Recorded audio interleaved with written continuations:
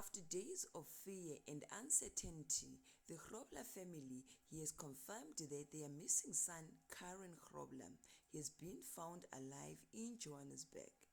According to the family spokesperson, Mr. Grobler, private investigators hired by the family successfully located Kerren on the 16th of October 2026 inside a Johannesburg hostel where he was found tied to a chair.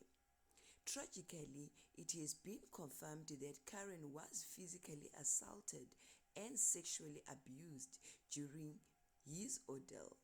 Medical reports indicate that he sustained several injuries, including bruised ribs and other soft tissue wounds. Kerren is currently receiving treatment at a private hospital in Johannesburg, and doctors say he is recovering well under medical supervision. Mr. Grobler revealed that he had spent nearly 300,000 rand to find the private search that led to his son's rescue. He expressed deep frustration with the law enforcement, accusing the police of negligence.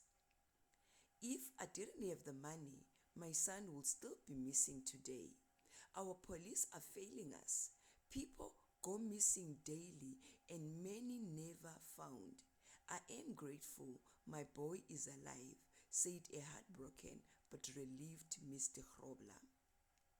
He also thanked the public for their messages, prayers, and support throughout the search, adding that the family now requests privacy as Kerren recovers. Community leaders Siyabonga, Mpumalanga, and other local volunteers were also thanked for their involvement in spreading awareness and coordinating search efforts. We definitely live in a terrible world where people can just take our kids just like that. Let's try and make sure we protect our little human beings. Please don't forget to subscribe and share the video.